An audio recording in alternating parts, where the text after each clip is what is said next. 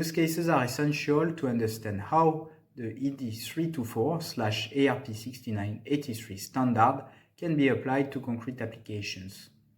So far, 5 use cases were selected within SG1, the subgroup dedicated to them. Use case 1 explores how to detect safe landing zone for a drone in case of emergency.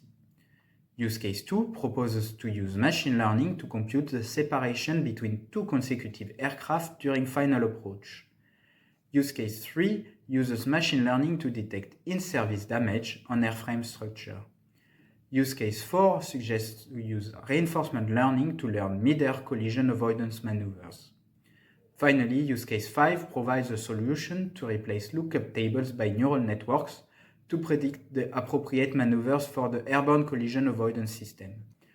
As you can see, the selected use cases cover all domains included in the scope of the standard: airborne and air traffic management, including manned and unmanned systems. They also include a broad variety of applications beyond the scope of the first issue of the standard, limited to offline supervised learning. Other use cases have been proposed for specific topics. Currently, 2 additional use cases are used to progress on the link between safety and performance. To better understand what we do with the use cases, let's deep dive into use case 4. This use case is a collaboration between Airbus and ANSYS. They are proposing the use of a neural network trained with reinforcement learning to guide an unmanned aircraft vehicle during a situation of potential collision. The development of the use case follows different phases as specified in the ED324 standard and is guided by a model-based system engineering methodology. Up to now, this use case has supported the working group on discussions about reinforcement learning challenges, quantitative safety assessment, operational design domain, and system architecture definitions. In the future, it will support the creation of the next issues of the standard with the inclusion of reinforcement learning. Thank you very much. So we used the time-based separation use case that we call a TVS to evaluate and apply the standard. So the TVS employed machine learning to optimize the separation between 2 consecutive aircraft during the final approach, taking into account the wind conditions.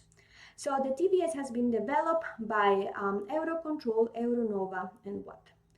The TVS used a safety assessment of current conservative models that is called distance-based separation, which actually provide a probabilistic distribution of the error where the error margin decrease as the separation and distance increase.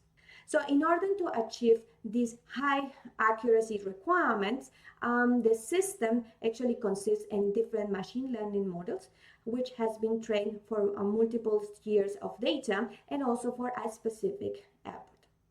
In addition to that, the TVS monitored the operational design domain on runtime in order to ensure the safety requirements. With this monitoring, so the system is able to identify when the model can guarantee a good performance, and when it's not, it will actually go back to conservative numerical models so that we are sure that the system will always be safe. So this performance also has been validated in different airports already. So for us, for the working group, this use case has been really instrumental in exercising the proposed operational design domain characterization process, and also how to refine system level requirements into data requirements. And also we understood better how to validate the operational design domain during real world applications.